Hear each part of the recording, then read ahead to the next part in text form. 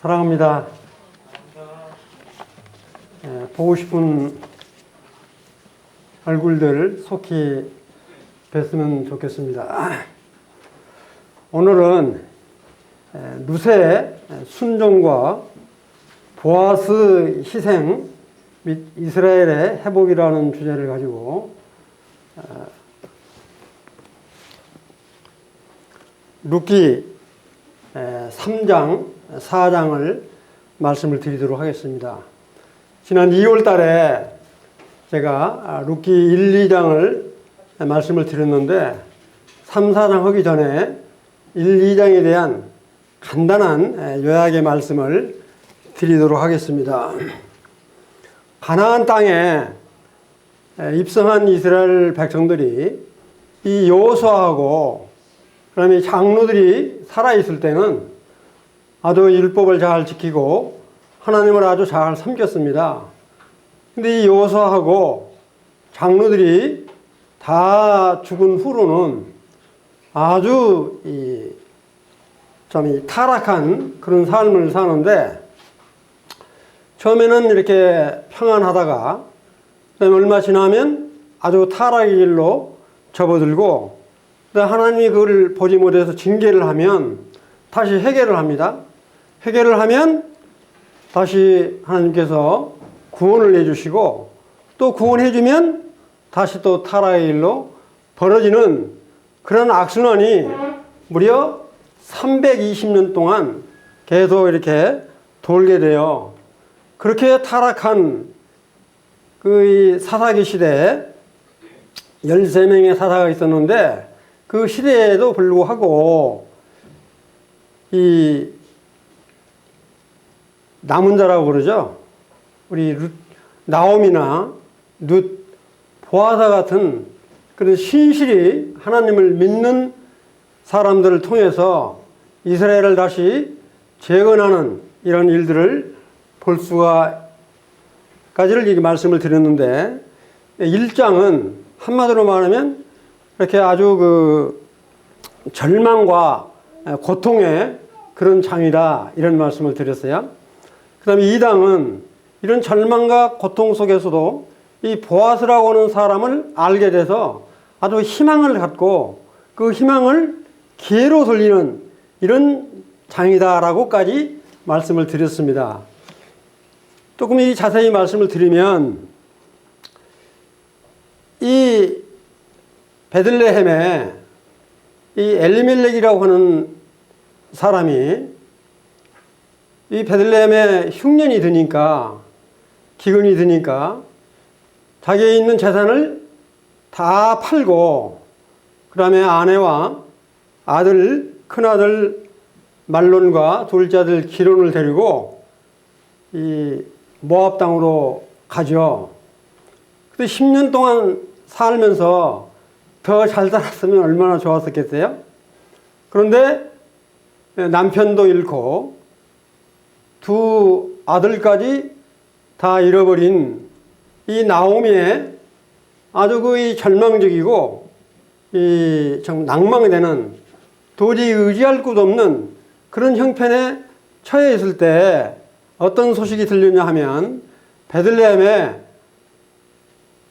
농사가 잘 돼서 보리 수확을 한다, 이 소식을 듣고 나오미가 그러면 이 모압 지방에서 더 이상 살 게 없으니까 정리를 하고 이렇게 고향인 베들레헴으로 돌아가야 되겠다, 이렇게 생각을 하고, 참 이 큰 며느리 되는 이 룻과 둘째 며느리 이 오르바에게 나는 고향으로 가려니까 너희들은 네 친정으로 돌아가서 이 젊은 가부로 살 수 없으니 돌아가라고 그렇게 이야기를 하죠. 왜냐하면 그 계대결혼이라고 그래가지고 이 나오미가 결혼을 해서 자식을 낳아가지고 그 자식을 이 룻과 오르바한테 주기에는 너무 늦으니까 그럴 수 없다. 그러니까 너희들 친정으로 돌아가라, 이렇게 이야기를 하니까, 오르바는 이 시어머니 입 맞추고 떠나가지만 이 룻은 어떤 말을 하냐면 구약성경 402쪽을 한번 펴보시기 바랍니다. 1장 16절을 제가 한번 읽어볼게요. 이 룻이 어떻게 답변을 하냐면 룻이 이르되 내게 어머니를 떠나며 어머니를 따르지 말고 돌아가라 관건하지 마옵소서. 어머니께서 가시는 곳에 나도 가고 어머니께서 머무는 곳에 나도 머물겠나이다. 어머니의 백성이 나의 백성이 되고 어머니의 하나님이 나의 하나님이 됨이니이다. 그 다음에 17절 어머니께서 죽으시는 곳에서 나도 죽어 거기 묻힐 것이라. 만일 내가 죽는 일 외에 어머니를 떠나면 주 여호와께서 내게 벌을 내리시고 더 내리시기를 원하나이다 하는지라 그랬어요. 그러니까 이 작은 며느리 오르바는 떠났지만 큰 며느리 룻은 아주 이 나오미가 아주 참 그 믿음 생활을 잘했던 것 같아요. 그래서 어떻게든지 자기는 친정으로 안 돌아가고 시어머니를 따라서 이렇게 베들레헴으로 가겠다 이렇게 하니까 이제 베들레헴으로 돌아옵니다. 베들레헴으로 돌아와서 2장 1절을 제가 다시 한번 읽어볼게요. 2장은 이와 같이 절망 가운데 있었던 이 나오미, 이 룻이 정말 이제 한 줄기 그 소망, 희망을 갖고 정말 기회를 얻는 그런 이제 장인데 2장 1절에 보면 나오미의 남편 엘리멜렉의 친족으로 유력한 자가 있으니 그의 이름은 보아스더라. 이 보아스가 아주 유력한 자인 것을 이제 알게 됐어요. 이제 건너뛰어서 2장 19절에 보면 이렇게 말씀이 나옵니다. 2장 19절 제가 읽을게요. 시어머니가 그에게 이르되 오늘 어디서 이삭을 주었느냐? 어디서 일을 하였느냐?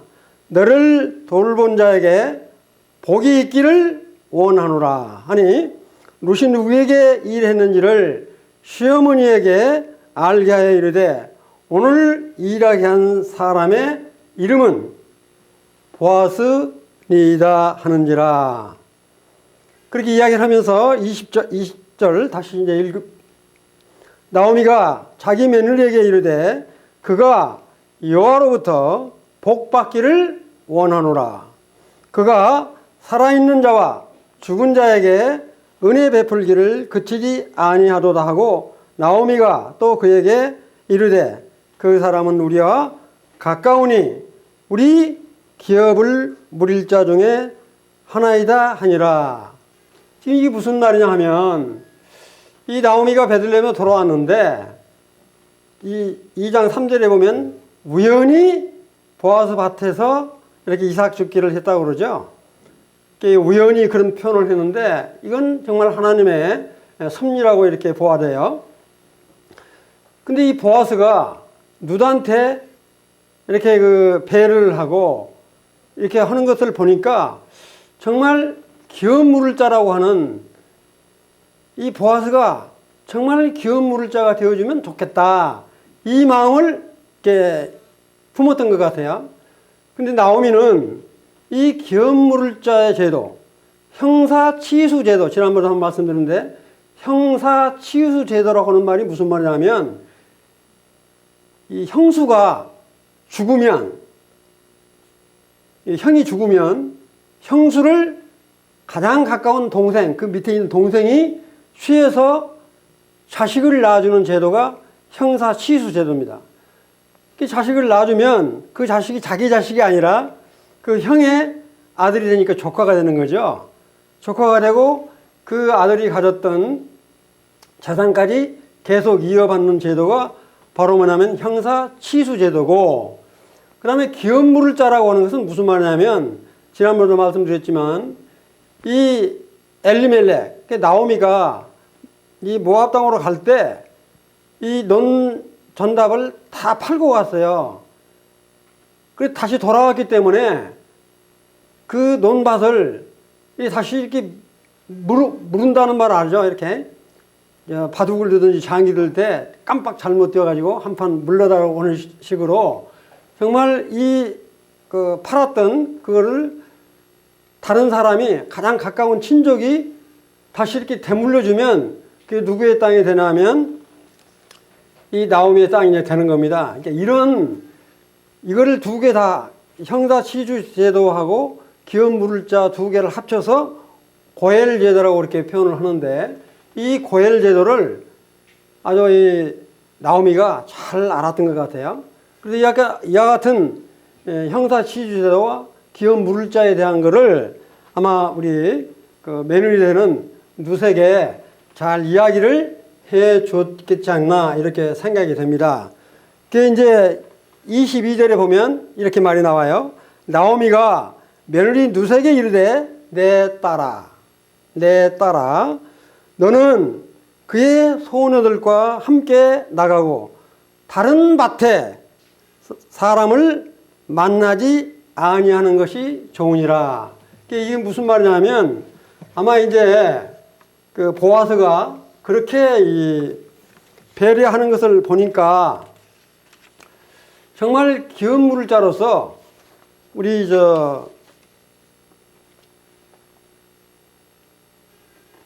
착하다라고 이제 생각을 했던 것 같아요.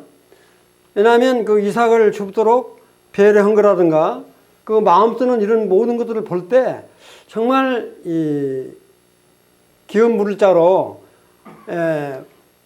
보아스가 적임자다 이렇게 아마 생각을 했던 것으로 돼요.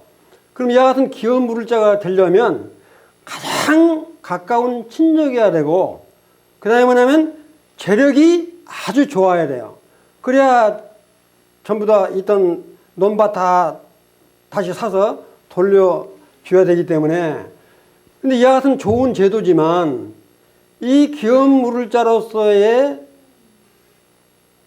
그 희생과 헌신 이게 따르지 않으면 할 수가 없어요. 왜냐하면 자기 재산 다 들어서 사주고 그 아들 놔둬봤자 자기 게 아니고 그 다른 나오미께 되잖아요. 그러니까 쉽게 결단할 수 없는 문제입니다. 그래서 바로 이와 같은 것은 이스라엘의 제도가 무슨 제도냐면 정말로 이 종족 보존을 하고 재산을 상속받도록 하는 아주 좋은 제도임에도 불구하고 정말 기업 물을 자로서의 역할을 감당하는 것은 정말 충분한 희생을 헌신을 감수해야 될 그런 마음이 있어야 되는 것입니다. 이제 3장으로 딱 넘어가면 3장은 어떤 장이냐면 정말 1장에서는 아주 절망스럽고 아주 이 고통스러운 그런 것이었고 좀 2장에서는 한가닥에 이렇게 희망, 소망이 이렇게 비쳤어요. 기회로 잡아야 되겠다 이런 생각을 하고 있는 장이 바로 뭐냐면 3장입니다. 3장은 정말 이와 같은 그 희망이 되는 것들을 실제 기회로 포착하려고 하는 그런 장이다. 정말 이 믿음으로 실현하는 그런 장이다. 이렇게 보시면 되겠어요. 그래서 나오미는 아까도 말씀드렸지만 정말 보아스가 기업 물을 자로 이렇게 확신을 했기 때문에 어떻게든지 그 며느리 누드에게 아주 격려를 해주고 아주 조언을 아주 아끼지 않습니다. 정말 그 믿기지 않을 정도로 나중에 보면 조언을 하는데 이와 같이 말하는 그 시어머니의 말을 들은 룻이 너무너무 순종을 잘해요. 룻의 이와 같은 순종하는 모습은 정말 우리가 기감이 되죠. 하나님은 하나님이 사랑하는 자 그 때로 부르심을 입은 자들에게 합력하여 선을 이루는 이 나오미와 시어머니와의 관계를 통해서 우리가 엿볼 수가 있어요. 정말 이렇게 하나님을 믿고 의지하는 자들이 서로 이렇게 조언을 하고 그 조언을 하면 100% 순종하는 같은 아름다운 모습을 보게 됩니다. 3장 1절을 제가 한번 읽겠어요. 한번 보시면 룻의 시어머니 나오미가 그에게 이르되 내 딸아 내가 너를 위하여 안식할 곳을 구하여 너를 복되게 하여야 하지 않겠느냐. 여기서 안식할 곳, 그 다음에 복된 것, 이 말이 나오는데, 지금 우리 시어머니가 그 며느리 되는 사람한테 뭐라고 이야기를 하냐면, 네가 정말 안식을 해야 되고 정말 편안하게 살아야 되고, 그 다음에 뭐냐면 아주 이 복을 받아야 되지 않겠냐, 이렇게 말을 하는데, 지금 누수의 입장은 어떤 상태냐면 재산이 아무것도 없죠. 그 다음에 과부기 때문에 아들이 없어요. 그게 무슨 안식을 누리고 복을 받겠어요. 근데 뭐냐면 이 나오미는 그와 같이 정말 재산을 얻고 자식을 얻으려면 정말 보아스를 기업 물자로 해서 정말 이렇게 룻과 결합을 하게 되면 그와 같은 것을 얻을 수 있다라고 하는 것을 확신하고 이와 같은 말을 합니다. 그러니까 이건 이제 어떻게 보면 나오미가 정말 큰아들 말론을 뭐 생각하는 것도 있을지 모르겠지만, 그것보다는 어떻게 하든지 이 며느리 정말 이 룻을 행복하게 해주고 싶은 정말 시어머니의 간절한 그 같은 마음이 담겨 있는 참으로 아름다운 모습을 볼 수가 있습니다. 3장 2절에 보면 어떤 말을 하냐면 이런 말을 해요. 네가 함께하던 시녀들을 둔 보아스는 우리의 친족이 아니냐. 그가 오늘 밤에 타작 마당에서 보리를 까불리라. 저는 옛날에 이렇게 그 타작, 그렇게 도리끼질도 해보고 탈곡도 해보고 키질도 해봤어요. 그 아마 여기 지금 40대 되는 사람까지는 이 키질이 뭔지 탈곡기가 뭔지 좀 어려우실 텐데, 우리나라는 그러지만 이 중동 지방에서는 이 어떻게 탈곡을 하냐 하면 타작마당에서 정말 이 중동 지방은 너무 덥기 때문에 낮에는 일을 못해요. 그러니까 이렇게 탈곡을 하려면 해가 딱 진력할 때 지중해 연안에서 아주 선선한 바람이 불어오기 때문에 볼이 이렇게 껍질을 이렇게 하면 쭉정이는 날아가고 알곡은 떨어지는 그와 같은 일을 하는 거를 까불기라고 그렇게 지금 표현을 하고 있어요. 까분다고 까분 게 아니라 보리를 까부는 걸 지금 이야기를 하고 있는 거예요. 그런데 이 타작마당에 들어가서 일할 수 있는 사람은 여자는 안 돼요. 남자만 가서 하는 거예요. 그 지금 뭐라고 이야기를 하냐면 타작마당에 이렇게 그 보리 타작을 하는데 이 3절에 보면 그렇게 이 타작을 하니까 그런즉 너는 참 시어머니가 며느리한테, 얘가 남자한테 이렇게 하라고 하는 참 그걸 보면 아주 적극적인 걸 볼 수 있는데, 지금 이러면 안 됩니다. 그런즉 너는 목욕을 하고 그 다음에 기름을 바르고 의복을 입고 타작마당에 내려가서 그 사람이 먹고 마시기를 다 하기까지는 그에게 보이지 말고. 4절 그가 누울 때 너는 그가 눕는 것을 알았다가 들어가서 그의 발 밑에 이불을 들고 거기 누우라. 그가 내 할 일을 내게 알게 하리라 하니. 지금 이 말씀은 설명을 조금 부연해서 말씀을 드리면 정말 계속 이 룻이 밭일을 나갔어요.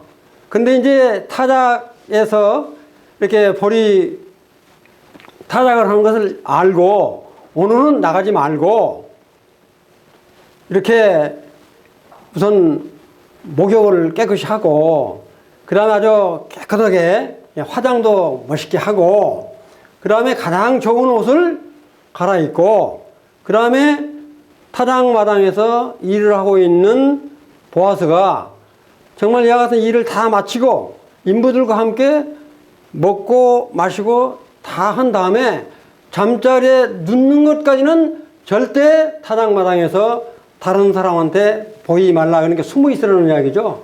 엿보고 있으라는 이야기잖아요. 그러다가 이렇게 보아스가 누운 것을 보고 그 발밑에 가서 누워 있어라. 이렇게 이야기하는 건 뭘 하는 거죠? 결혼을 해 주십시오라고 이렇게 청혼을 하라고 하는 그런 약속을 하게 됩니다. 그렇게 이야기를 하니까 시어머니한테 뭐라고 이야기를 하냐면, 내가 어머니가 시키는 말씀대로 다 하겠습니다. 그렇게 이야기를 하고 실제 그렇게 합니다. 자, 7절을 제가 읽을게요. 보아스가 먹고 마시고 마음이 즐거워서 노적거리 곁에 눕는지라 룻이 가만히 가서 그 발치 이불을 들고 거기에 누웠더라. 노적거리라고 하는 말이 무슨 말이냐면, 보리를 이렇게 다 탈곡을 하면 이렇게 자루에다가 곡식을 이렇게 모을 거잖아요. 그 곡식을 모아놓은 걸 노적거리라고 이렇게 표현을 해요. 그러니까 이게 바로 그 옆에 아마 보아스가 잠자는 그 방이 있었던 것 같아요. 거기서 이제 눕는 것까지 이렇게 이제 보고 바로 이 룻이 가서 실제 이제 그렇게 합니다. 룻이 가만히 가서 보아스 발치 이불을 들고 거기에 두었더라. 이건 이제 시어머니가 하라는 대로 정말 실제 보아스가 누워있는 그 발치까지 가서 누워있는 거예요. 이 룻도 보통 용기가 아니죠. 섹스피어가 그런 말 했죠. 용감하지 않는 자는 미인을 얻지 못한다고. 이게 쉬운 일이 아니잖아요. 근데 3장 8절에 보면 밤중에 그가 놀라, 그가 누구냐면 이제 보아스예요. 밤중에 자다가 어떻게 이제 움직이다 보니까 발끝에 누가 걸거치는 거예요. 걸거치는 걸 딱 보니까 어떤 여자가 있는데, 그게 묻죠. 이게 누구냐? 이렇게 물어요. 그러니까 뭐라고 이야기하냐면, 9절, 내가 누구냐? 하니 대답하되, 나는 당신의 여종 룻이오니 당신의 옷자락을 펴 당신의 여종을 덮으소서. 이는 당신이 기업 물을 자가 됨이니이다 하니, 이건 뭐냐면 저하고 결혼을 해 주십시오. 그리고 저를 잠자리를 들게 해 주십시오라고 하는 요청을 하는 거잖아요. 그렇게 이야기를 하니까 정말 그 한 밤중에 이렇게 아름다운 이 젊은 여인이 누워있는 그 남자의 마음이 얼마나 그 놀라고 이렇게 당황스럽겠어요? 설레고. 그러나 정말 인간적인 그런 어떤 욕정에 사로잡히지 않고 정말 여인을 정말 이렇게 그 보호하는 그 같은 보아스의 인격을 볼 수가 있습니다. 10절에 보면 이렇게 나와요. 그가 이르되 내 딸아, 여호와께서 내게 복 주시기를 원하노라. 지금 이제 보아스가 이야기를 하는 거예요. 나하고 결혼을 해 주십시오. 이야기를 하니까 보아스가 뭐라고 이야기를 하냐면, 룻에게 내게 복 주시기를 원한다. 네가 가난하건 부하건 젊은 자를 따르지 아니하였으니 네가 베푼 인애가 처음보다 나중이 더하도다. 이 말은 무슨 말이냐면, 정말 이 모압 땅에서 시어머니를 따라서 이렇게 베들레헴까지 온 것보다도 이 베들레헴에 와서 정말로 어머니 시어머니를 봉양하는 그 아름다움이 더 크다라고 지금 보아스가 이야기를 하는 겁니다. 인애가 더 크다. 사랑과 은혜가 더 크다. 이렇게 하면서 아주 극찬을 해요. 그러면서 뭐라고 이야기를 하냐면, 이제 3장 11절에 보면 이런 말을 하죠. 이제 내 딸아, 두려워하지 말라. 내가 네 말대로 다 행하리라. 내가 현숙한 여자인 줄을 나의 성읍 백성이 다 아느니라. 그러니까 이 나오미하고 이 룻과의 관계를 거기에 있는 베들레헴의 성에 있는 모든 사람들은 아주 칭찬이 자자했던 것 같아요. 그 이제 보아스도 정말로 이 룻과 나오미에 대한 가정이 어떤 가정인지를 아마 충분히 다 이렇게 알아봤을 거예요. 그래서 자기가 이 나오미, 이 룻과의 바로 기업 물을 자인 것을 알았어요. 그런데 자기보다도 더 가까운 친족이 있다는 것까지 안 거예요. 그래서 이제 그 말을 하는 겁니다. 뭐냐면 3장 13절에 이제 그런 말이 나와 있는데, 이 밤에 여기서 머무르라.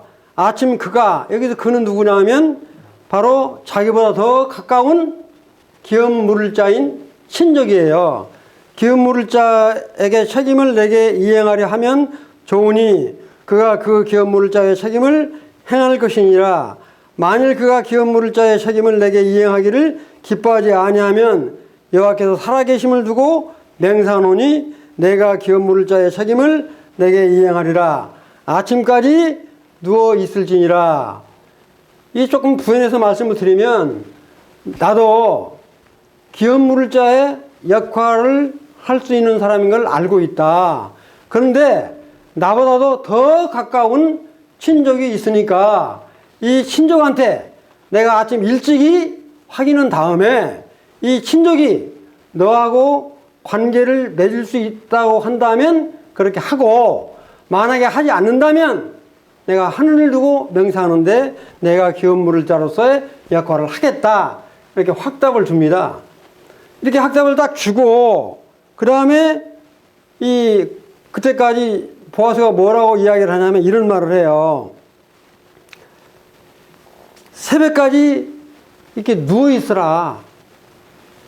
그렇게 이야기를 하고, 절대 정말 어떤 결혼 청혼을 했기 때문에 정말 육체적인 관계를 만약에 맺을 수도 있을 수도 있잖아요. 만약에 그렇다면 기업 물을 자의 율법을 어기는 셈이 되기 때문에 정말 이 룻을 보호하지도 못할 뿐만 아니라 이 보아스로서의 정말 사람들로부터 비난을 받고 그래서 잘못하면 돌로 맞아 죽을지도 모르는 그런 상황입니다.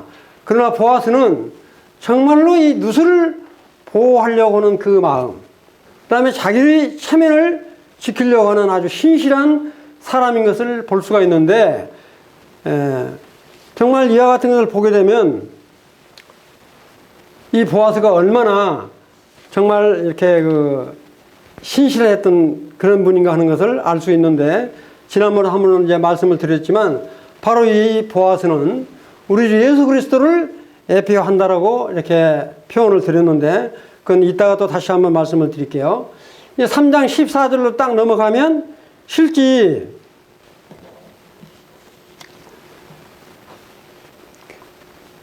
이 룻이 이제 새벽까지 딱 누워 있다가 사람이 서로 알아보기 어려울 때 일어나서 보아스가 말하기를, 여인이 타락만에게 들어온 것을 사람이 알지 못하게 할 것이라 했다. 이렇게 표현한 건 뭐냐면, 지금 타락마당에는 절대 여자가 들어오면 안 돼요.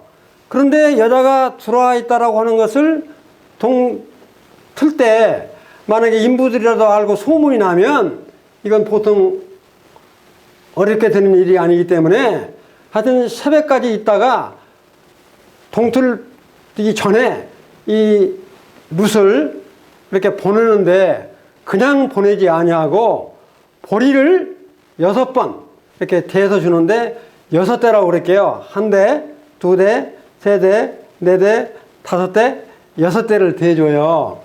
근데 이 룻이 이렇게 6번을 대어주는데, 그렇게 이제 보아스가 보리를 대준 이 6대를 들고 이고 바로 이 나오미한테 가죠. 시어머니한테 가죠. 근데 시어머니한테 딱 가니까 이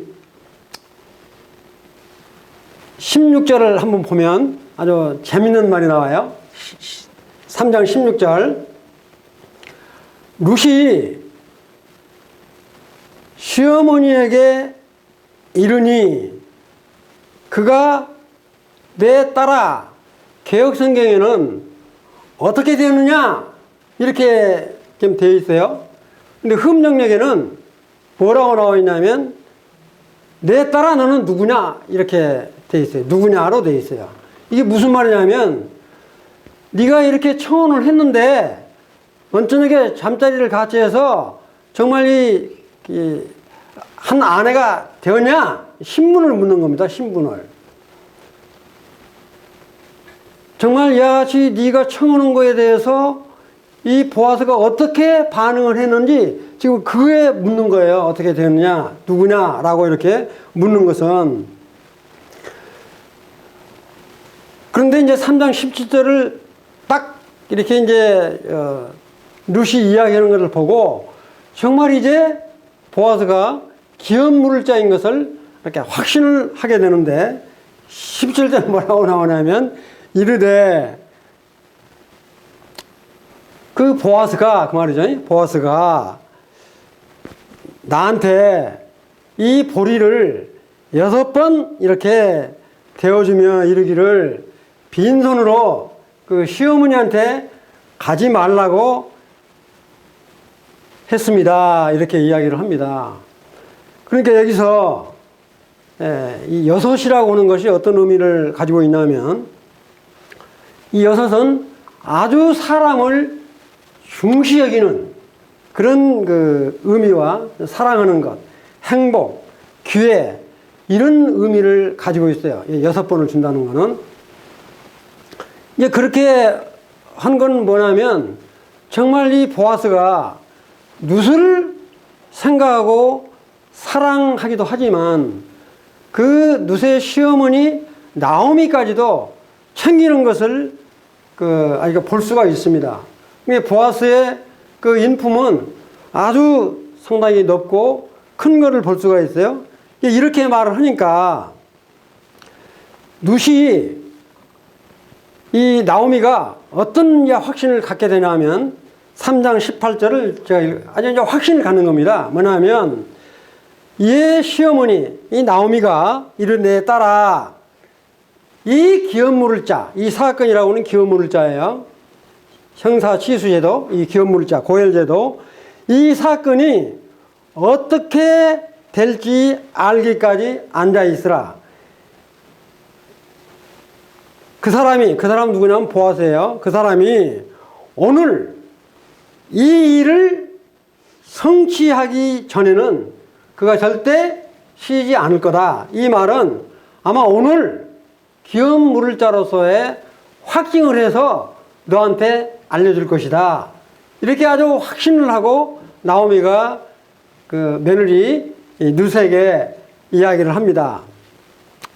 그러면서 이제 4장으로 딱 넘어가요. 4장으로 딱 넘어가는데 4장은 1장은 뭐라고 그랬어요? 아주 절망, 낙담, 좌절이 되는 장이었고 2장은 정말 희망이 있는 그래서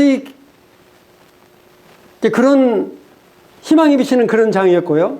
정말 3장은 이와 같은 희망을 기회로 포착하는 그런 장이었다고 한다면 4장은 이제 목표를 달성하는 그런 장이다. 이렇게 보시면 되겠어요. 그 이제 3장에서 보아스가 이제 새벽에 이렇게 보리를 6번 대주고 가정으로 이렇게 돌려보냈잖아요. 그러고는 바로 이 동틀 무렵에 어디로 가냐면 성으로 가요. 성으로 가서 바로 그 기업 물을 자가 나올 것을 기다리는 거예요. 그 다음에 뭐냐면 장로들도 증인으로 삼기 위해서 이렇게 오는데 한번 생각을 해보세요. 이 성에 가가지고 사람을 기다리는데 기업 물을 자가 아침에 일찍 나올지, 아마 점심도 나올지, 아마 오후 한 3시나 4시에 나올지, 아마 저녁 늦게 나올지 어떻게 알겠어요? 그런데 하여튼 아침 일찍 나가서 아주 작정을 하고 그날 이렇게 그 다음에 장로를 기다리는데 장로를 10사람을 이렇게 이제 생각을 하고 있는데 장로도 한꺼번에 10명이 나올지 아마 아침 일찍 한 사람이 나왔다가 한 10시쯤 한 사람 나왔다가 한 점심때쯤 한 3사람, 4사람 나올지 어떻게 알겠어요? 하여튼 이와 같은 모든 것들을 감수하고 이 보아스가 이렇게 성으로 가서 기다리는 모습이 이게 나옵니다. 그게 바로 4장 1절에 이렇게 이제 언급이 되어 있어요. 자, 한번 봅시다. 4장 1절. 보아스가 성문으로 올라가서 거기에 앉아 있더니, 잠깐 여기 보면 마침 보아스가 말하던 기업 물을 자가 지나가는지라. 보아스가 그에게 이르되 아무개여 이리로 와서 앉으라 하니 그가 와서 앉으매 그랬습니다. 여기 보면 아주 마침이라는 말이 나와 있죠. 마침. 저기 2장 3절에 보면 우연히 보아스 밭에 가서 이삭을 지는다 그래서 우연이란 말이 나오는데 여기는 마침 딱 때마침 왔다 그 말이죠. 이건 뭐냐면 이와 같은 거는 정말 이 가서 딱 기다리자마자 바로 이렇게 그 기업 물을 자가 나타나는 때마침 딱 왔다. 이 말은 정말로 하나님의 섭리가 아니면 이렇게 될 수가 없잖아요. 하나님의 간섭하심이다. 섭리다. 정말 하나님의 베푸신 은혜가 있다. 이런 것들을 말씀드릴 수가 있습니다.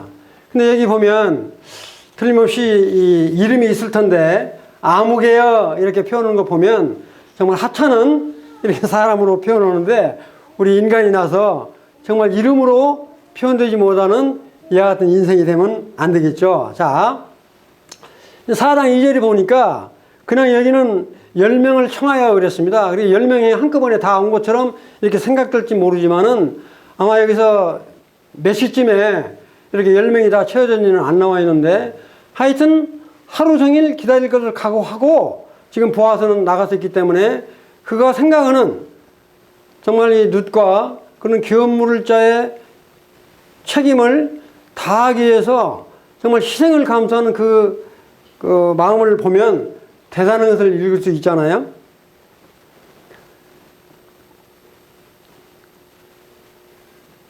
그 이제 장로 10사람, 그 다음에 이제 자기보다 더 가까운 기업 물을 자가 다 이제 와 있으니까 이제 보아스가 뭐라고 이야기하냐면 4장 3절에 이제 뭐라고 표현을 하냐면 기업 물을 자한테 이제 이렇게 이야기를 해요.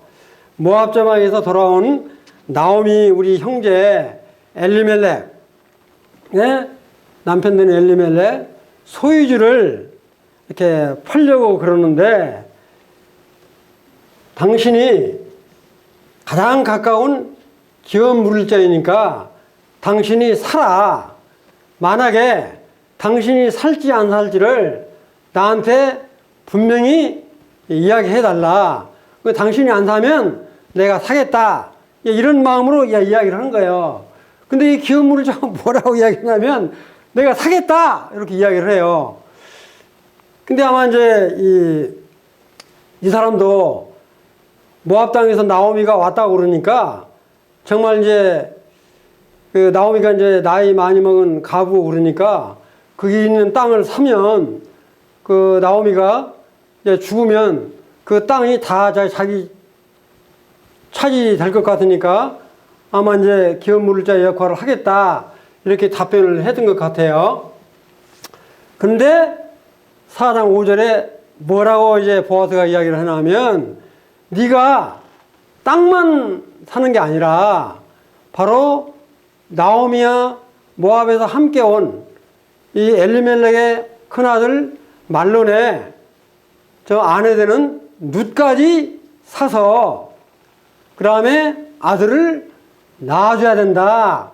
이렇게 이야기를 하니까 아이 그러면 내 손이 날 것 같으니까 안 하겠다고 이렇게 손사래를 치는 모습이 나옵니다. 바로 그것이 뭐냐면 이제 4장 5절에는 지금 말씀드린 이제 그걸 했기 때문에 읽지 않고요.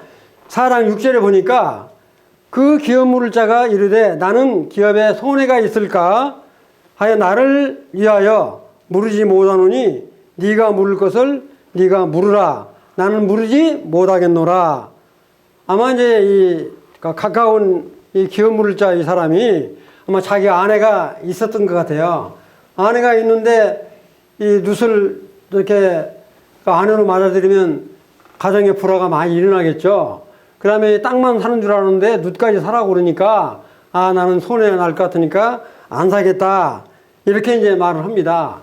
그러면서 4장 7절에 그렇게 기업 물을 자로서의 책임을 이렇게 양도하는 것이 바로 뭐냐면 4장 7절에 나옵니다. 이렇게 신을 벗어주는 행위인데 4장 7절에 보면 예적 이스라엘 중에 모든 것을 물으거나 교환하는 일을 확정하기 위하여 사람이 그 신을 벗어 그 이웃에게 주더니 이것이 이스라엘에 증명하는 전례가 되니라. 이 말은 무슨 말이냐면 우리는 보통 이 계약서를 쓰잖아요. 우리가 계약서를 쓰잖아요. 계약서를 쓰면 보통 우리가 사인을 하든지 인감 도장을 찍죠. 계약서 쓰면 다 그러잖아요. 그런데 중동 지역에서는 이렇게 계약서를 쓰고 뭐 사인을 하는 게 아니라 바로 뭐냐면 자기가 신었던 신발을 벗어서 상대방한테 주는 겁니다. 그러니까 이 가장 가까운 친족되는 이 기업 물을 자가 자기가 그 베들레헴의 온 땅을 바꿔 다녔던 이 신발을 벗어서 바로 뭐냐면 보아스한테 넘겨주는 것은 내가 기업 물을 자로서의 책임을 너한테 양도한다. 그 표시예요. 신발을 벗어주는 것은. 바로 이와 같은 제도가 신명기 25장 5절부터 9절까지 아주 자세하게 나와 있어요. 그래서 집에 가면 꼭 한번 읽어보시기 바랍니다. 신명기 25장 5절부터 9절까지 정말 이 율법에 나와 있어요. 이렇게 신발을 벗어서 주는 거가 형사 시수 제도에서 나오는 이야기인데, 저 조금만 언급해서 말씀드리면, 아까 형사 시수 제도에서 이야기를 했는데, 이렇게 형이 죽으면 형수를 동생이 취해야 되는데, 동생이 이렇게 거절을 하잖아요. 동생이 거절을 하면 형수가 그 시동생의 신발을 벗기고 얼굴에 춤을 뱉어요. 그게 바로 뭐냐면 그런 표시가 여기서 나오는 겁니다. 이렇게. 그와 같은 것들이 자세히 언급이 되어 있으니까 참고로 한번 보시고요.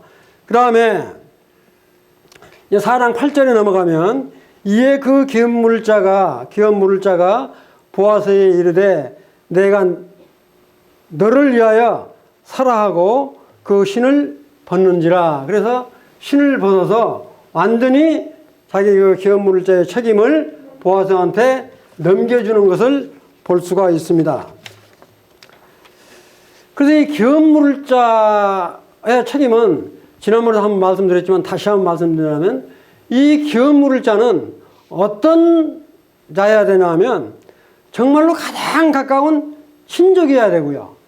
두 번째는 뭐냐 하면 아주 자유인이어야 돼요. 이렇게 종이 노릇을 한다는 이러면 안 돼요. 그러면 세 번째는 뭐냐 하면 충분히 감당할 만한 재력이 있어야 돼요. 능력이, 재력가가 있어야 된다고요.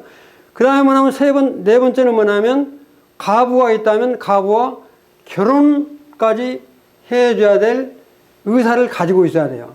근데 이와 같은 분이 바로 누구냐 하면 우리 주 예수 그리스도예요. 우리 주님은 바로 뭐냐면 사람의 몸을 입고 이 땅에 오셨잖아요. 그렇기 때문에 우리의 친족이 될 수 있잖아요. 그 다음에 우리 주님은 우리를 위해서 죽어줄 의향이 충분히 있으셨던 분이에요. 그리고 구원을 시켜줄 그런 분이셨을 뿐만 아니라 우리를 나중에 신부로 맞이할 그런 분이시기 때문에 바로 보아스가 우리 주님을 대표한다. 이렇게 말씀을 드리는 겁니다. 그 다음에 이제 4장 9절에 보면 보아스가 장로들과 모든 백성에게 이르되 내가 엘리멜렉과 기론과 말론에게 있던 모든 것을 나오미 손에서 산 이래 지금 이 10사람의 장로들이 증인이다. 이렇게 이제 선포를 하는 겁니다. 그 다음에 4장 10절에는 그 있는 사람들 앞에서 뭐라고 이야기하냐면 말론의 아내 모압 여인 룻을 내가 사서 나의 아내로 맞이하고 그 죽은 자의 기업을 그 이름을 세워 그의 이름이 그의 형제 중 그곳 성문에서 끊어지지 아니하게 하매 너희가 오늘 증인이 되었느니라. 이렇게 이제 보아스가 선포를 하는 이런 모습을 보게 됩니다. 이렇게 선포를 하니까 거기에 있는 이렇게 성주민들이 그걸 보고 4장 11절에 아주 이렇게 한우는 모습이 나와요. 성문에 있는 모든 백성과 장로들이 이르되 우리가 증인이 되나니 여호와께서 내 집에 들어가는 여인으로 이스라엘의 집을 세운 라헬과 레아와 두 사람과 같게 하시고 그랬습니까? 라헬과 레아가 누구예요? 바로 야곱의 아내잖아요. 이스라엘 12지파를 낳은 바로 이 라헬과 레아와 같은 바로 이 룻이 그와 같은 역할을 했다라고 지금 백성들이 이야기를 하고 있는 것입니다. 그 다음에 이제 4장 12절에 보면 여호와께서 이 젊은 여자로 말미암아 내게 상속자로 주사 내 집이 다말이 유다에게서 낳아준 베레스 집과 같다. 그러니까 이제 뭘로 표현하면 룻을 바로 이 다말이 유다의 뭐예요? 며느리죠. 그 사실 유다의 큰아들 엘의 아내가 이제 다말인데 이 자기 동생을 이렇게 해줘야 되는데 유다가 안 해주니까 다말이 유혹을 해가지고 시아버지하고 관계를 맺어서 낳은 사람이 바로 뭐냐면 베레스예요. 그러니까 우리가 인간적으로 보면 아니라고 그러는데 하나님은 도저히 우리가 이해할 수 없는 모양으로 12지파를 이어가는 모습을 보게 됩니다. 그러니까 사사시대에 정말로 300여 년 동안에 이스라엘이 타락할 대로 타락을 해서 정말 12지파가 다 끊어갈 그 지점에 바로 이 룻과 보아스를 통해서 이스라엘을 이어가게 하시는 이와 같은 것을 볼 수가 있습니다. 그래서 이 4장 13절에 어떤 말을 하냐면 이런 말을 해요. 보아스가 룻을 맞이하여 아내로 삼고 그에게 들어갔더니 여호와께서 그에게 하게 하심으로 그가 아들을 낳은지라. 아들을 낳으니 그 이름을 오벳이라 하더라. 오벳의 이름의 뜻은 이제 봉사하다 그런 뜻인데 정말 그러면서 4장 이제 15절에 보면 뭐라고 이야기하냐면 내 생명의 회복자이며 내 노년의 봉영자라. 곧 너를 사랑하며 7 아들보다 귀한 내 며느리가 낳은 자라 하니라. 이 구절은 하나님께서 바로 뭐냐면 나오미한테 지금 하시는 말씀입니다. 그게 뭐냐면 나오미가 지금 이 엘리멜렉 남편도 죽었죠. 그 다음에 큰아들 작은아들 다 죽었죠. 재산 다 없어졌죠. 그런데 며느리 룻을 통해서 정말 이와 같이 재산도 없고 아들도 얻었으니까 뭐라고 이야기를 해요? 10 아들보다 더 귀하다 이런 표현을 쓰잖아요. 그리고 이와 같이 칭찬하는 이 아름다운 모습을 볼 수가 있습니다. 그래서 4장 16절에 보니까 뭐라고 하냐면 나오미가 아기를 받아 품에 안고 그의 양육자가 되니 그랬습니다. 그러니까 비록 보아스에 의해서 그 누세의 아들 오벳을 낳았지만은 바로 이 큰아들 말론의 아들이 됐잖아요, 이제. 그런데 자기 아들이라고 지금 표현을 하면서 즐거워하시는 이런 모습을 보게 됩니다. 자, 이제 4장 22절에 보면 오벳은 이새를 낳고 이새는 다윗을 낳았더라. 그게 바로 뭐냐면 이 오벳이 바로 다윗의 할아버지가 되는 셈이에요. 할아버지가. 다윗의 할아버지가. 그러니까 바로 이스라엘의 왕국을 이어가는 그런 정통인 사람이 되게 됩니다. 그래서 마태복음 1장 3절에 보면 이 5 여인이 나와요. 족보에 5 여인이 나오는데 바로 네 명의 여인이 바로 누구냐 하면 다말, 그 다음에 누구냐 하면 기생라합. 기생라합이 누구예요? 바로 보아스의 어머니예요. 어머니. 그 다음에 누구냐 하면 지금 다말, 그 다음에 다윗이 가늠에서 나온 사람이 우리아의 아내 바세바죠. 근데 이 4명은 전부 다 뭐예요? 이방 여인들이에요. 그러니까 하나님께서는 이렇게 어떤 이방 여인이든 잘 살고 못 살고 이런 게 문제가 아니라 정말 그 믿음만을 보시고 자기 그 하나님 족보에 올려지는 이 같은 영광을 볼 수가 있습니다. 그 아까 조금 전에도 말씀드렸지만 바로 이 보아스는 메시아 되시는 우리 주 예수 그리스도를 의미를 하고 있고, 바로 이 나오미는 이 이스라엘 또는 현대로 말하면 이 교회를 예표를 하고 있고, 룻은 바로 우리 이방인들이 우리 주 예수 그리스도를 말미암아 구원을 받는 그런 예표를 보인다, 이렇게 말씀드릴 수가 있습니다. 이 말씀을 정리를 하려고 합니다. 앞에서도 말씀드렸지만 룻기는 어떤 이 가정사의 이야기가 아니죠. 정말 죄악에 물들어 있던 이스라엘을 재건하고 정말 영원한 인류의 구원자 되시는 메시아 계보를 잇도록 하는 그 같은 역할을 하는 장이 바로 이 룻기였다. 또 룻기는 창세기부터 룻기까지가 딱 8번째예요. 이 8번째 룻기가 딱 놓여 있는데 이 8번째는 뭘 의미하냐면 새로운 도약을 의미하는 그런 장입니다. 그 룻기는 바로 이 같은 신정 정치에서 왕정 정치로 넘어가는 그런 기점에 서 있는, 새로 출발하는 그런 의미를 갖고 있는 책이다, 이렇게 말씀을 드릴 수가 있어요. 다시 말씀드린다면 정말로 이렇게 그 죄악에, 사사시대 죄악에 물들어 있던 그런 시대일지라도 이렇게 보아스라든가 룻이나 이 보아스 같은 이 남은 자를 통해서 하나님의 자기 계획대로 이끌고 나가시는 그 같은 놀라운 역사를 보여주고 있습니다. 그래서 우리 요한복음 4장 22절에 보면 이런 말씀이 나오죠. 정말 구원은 유대인에게서 나온다. 그런데 이 유대인만을 위한 것이 아니라 바로 뭐냐면 이방인들에게도 있다, 이런 말씀을 실질적으로 보여주는 장이 바로 이 룻기라고 말씀드릴 수가 있겠습니다. 참 지금 우리가 코로나 때문에 얼마나 어렵고 힘드신 그런 시간들을 보내고 계십니까? 아마 금년뿐만 아니라 내년 중반까지도 이런 상태로 계속 이어지지 않을까, 이렇게 생각이 되는데, 그런다 할지라도 우리의 믿음을 터 위에 굳게 세우셔서 정말 이런 믿음을 극복해 나간다면 하나님께서 우리들에게 충분한 보상을 해 주실 것이라 믿어 의심치를 않습니다.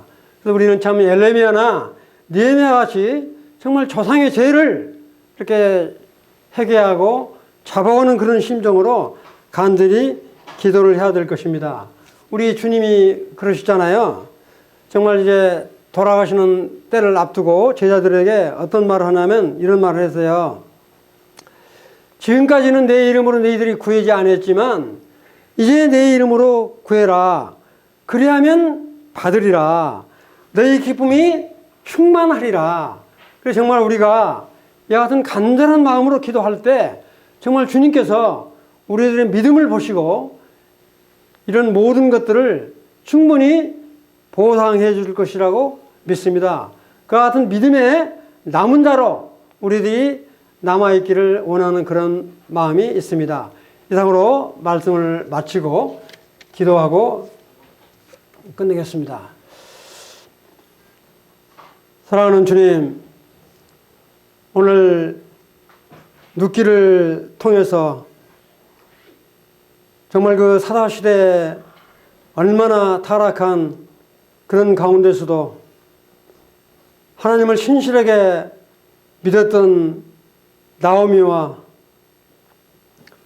룻과 보아스를 통해서 이스라엘을 부흥시켜가는 그 같은 참 징검다리 역할을 하는 모습들을 보여주셨을 뿐만 아니라 참 일장에서는 정말 절망적이고 낙담적이었지만 정말 2장에서는 그 희망을 보여주시고 기회로 갖게 하셨고 정말 3장에서는 그 희망을 기회로 포착을 했고 4장에서는 참 목표를 달성해가는 그 같은 아름다운 모습들을 통해서 볼 때 참 저희들이 비록 어려운 현실에 놓여있다 한다 할지라도 그 같은 참 믿음의 남은 자로서의 역할을 감당할 수 있도록 주님의 은혜를 베푸시고 정말 믿음의 주에 온전케 하는 그런 주님만을 바라보며